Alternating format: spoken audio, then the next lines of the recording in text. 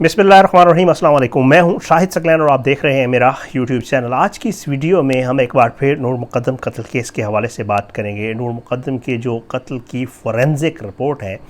वो बाकायदा तौर पे मंजर आम पे आ गई है। पहले भी इस हवाले से मैंने एक वीडियो की थी और उसमें कुछ तफसीलात आपके साथ शेयर की थी जो उस वक्त पता चली थी, लेकिन अब फ़ोरेंसिक रिपोर्ट बाकायदा देखी और देखने से जो चीज़ें मज़ीद पता चली हैं वो आज की इस वीडियो में आपके साथ शेयर करूंगा। हो सकता है कुछ तफसीलात इसमें, क्योंकि अभी पूरी डिटेल से एक चीज़ बताऊंगा, हो सकता है कुछ तफसीलात ऐसी हों जो आपको लगे आप पहले सुन चुके हैं, लेकिन अब ये चीज़ें बाकायदा तौर पर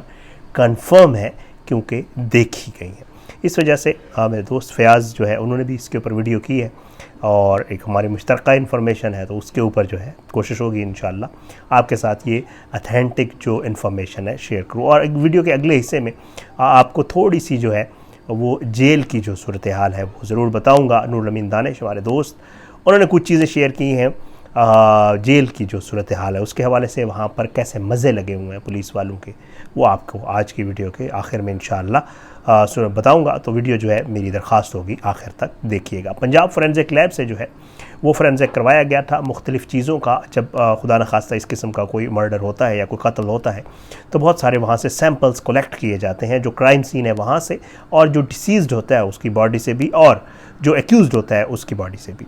तो ये सारी चीज़ें जो है कलेक्ट की गई थी और उनके नमूने जो है वो पंजाब फोरेंसिक लैब भिजवाए गए थे और वहाँ पर उनका बाकायदा एक एनालिसिस हुआ था और उस एनालिसिस से कुछ चीज़ें सामने आई थी जो अब मैं आपके साथ शेयर करने लगा हूँ। सबसे पहले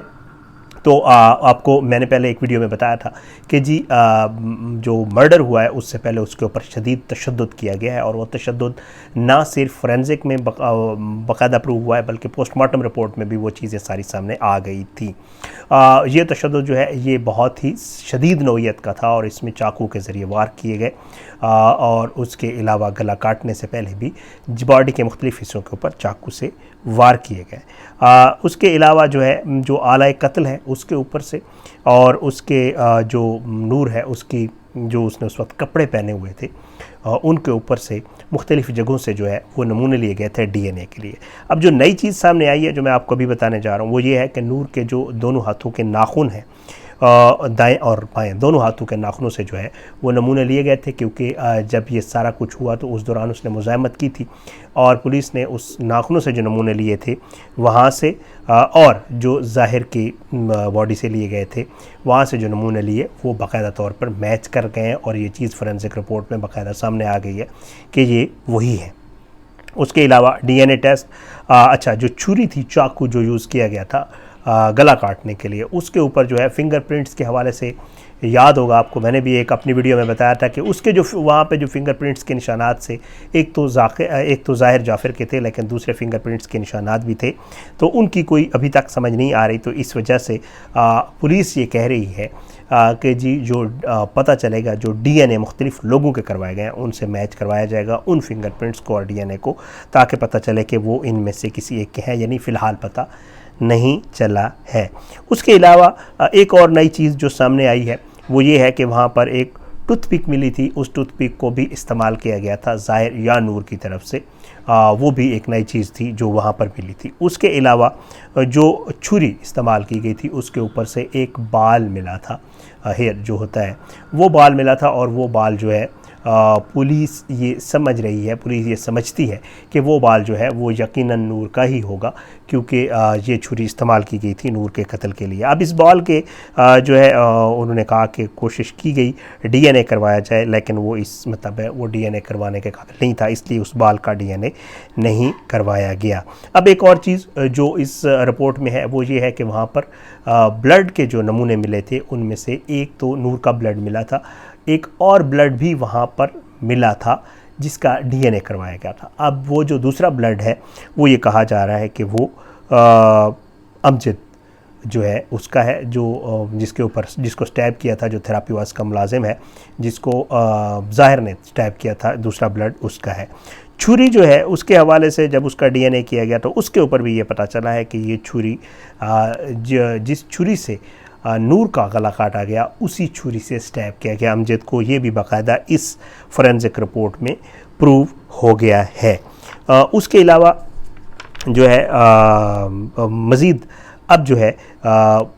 चालान के हवाले से कल मैंने वीडियो की थी और चालान के हवाले से बताया था कि वो ज़मीनी चालान तैयार हो गया और वो चालान जल्द जमा करवा दिया जाएगा। कुछ DNA रिपोर्ट्स जो है वो अभी आना बाकी हैं और इन DNA रिपोर्ट्स से मज़ीद पता चलेगा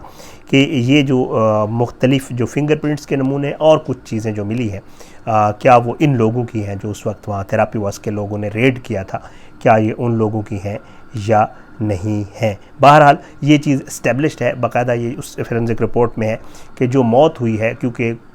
कहा जा रहा था कि शायद कोई ऐसी चीज़ उसको ना दी गई और ये चेक किया जाता है जब किसी का मर्डर होता है कि जिससे उसको बेहोश किया गया और उसके बाद उसका गला काटा गया हो, तो जो डेथ का कॉज है वो बाकायदा तौर पर इस्टेब्लिश हो गया है कि डेथ कॉज जो है वो गला कटने से या दिमाग को जो ऑक्सीजन की सप्लाई की जो फरामी है उसको ख़त्म होने की वजह से उसकी डेथ हुई। तो ये चीज़ बाकायदा इस्टेब्लिश हो गई है और कोई ऐसी चीज़ नहीं आई है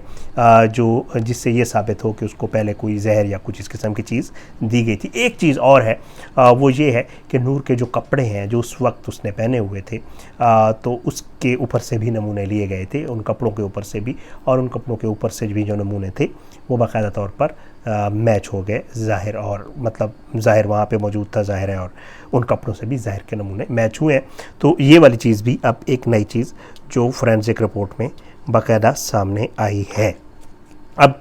जो मामला है वो अब प्रोसिक्यूशन, जैसे मैंने आपको बताया, चालान तैयार हो रहा है, ज़िमनी चालान जो है जमा करवा दिया जाएगा। उसके बाद जो है मजिस्ट्रेट की अदालत में ये चालान प्रोसिक्यूशन से हो, प्रोसिक्यूशन इसको चेक करके मजिस्ट्रेट की अदालत में जाएगा और मजिस्ट्रेट जो है इसको सेशन जज और उसके आगे फिर ये एक पूरा प्रोसेस होता है और ये चालान की कापियाँ जो बाकायदा तौर पर मुल्ज़मान को दी जाएंगी। 7 दिन का टाइम होगा, उसके बाद उनके ऊपर फर्द आयद होगी और ये ट्रायल चलेगा। It will take time. ये लोग मुझसे पूछते हैं ये कब ख़त्म होगा, कब ये मामला होगा, इसको वक्त लगेगा, इतना जल्दी होने वाला काम नहीं होता, पूरा एक प्रोसेस होता है, वो फॉलो करना होता है। अब आपको जेल की एक मज़े की थोड़ी सी स्टोरी बता देता हूँ। नूर अमीन से मेरी बात हुई है। नूर अमीन ने मुझे बताया कि उसके सोर्सेज ने उसे बताया है कि जेल में जो मुलाकाती जाते हैं, मिलने के लिए जाते हैं, या जेल में जो VIP शख्सियात जो है कैद हैं ज़ाकिर और असमत की सूरत में, वहाँ पर जो है पुलिस वाले जो चीज़ें मुहैया कर रहे हैं वो बड़ी महंगी हैं। एक तो जो डॉन अखबार है वो वहाँ पे जाता है और वो 2000 रुपये का चार्ज हो रहा है वहाँ पर डॉन अखबार, और जो पानी का ठंडा गिलास जो है वो तकरीबन 1000 रुपये के करीब जो है वो वहाँ पर मिल रहा है। फिर वो कहता है कि नूर ने मुझे बताया कि जो उसके कुछ दोस्त थे जो ये थेरापी वर्क्स वाले उनकी मुलाकात जो उनसे मिलने के लिए गए, तो कहते हैं कि जी कुछ लोग वहाँ पर जब गए मुलाकात के लिए तो वो जो चीज़ें ले जाते हैं जिनमें फ्रूट्स और वो सारी चीज़ें होती हैं, उनमें से तकरीबन जो 2-3% चीज़ें होती हैं वो मिलती हैं अंदर, और बाकी जो है वो पुलिस के पास चली जाती हैं और वो आगे उन लोगों तक नहीं पहुँचती जो पहुँचती हैं। बहरहाल और इसके अलावा भी बहुत सारी चीज़ें हैं जिनके हवाले से जेल हुकाम को नोटिस लेना चाहिए। ये सारी चीज़ें वहाँ पे हो रही हैं। ज़ाकिर और असमत की आपस में मुलाकात करवाई जाती है डेली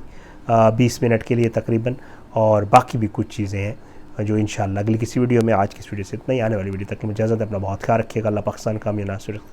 करने वालों को नसूर आबूद करें। आमीन सुम्मा आमीन। पाकिस्तान जिंदाबाद। अल्लाह हाफिज़।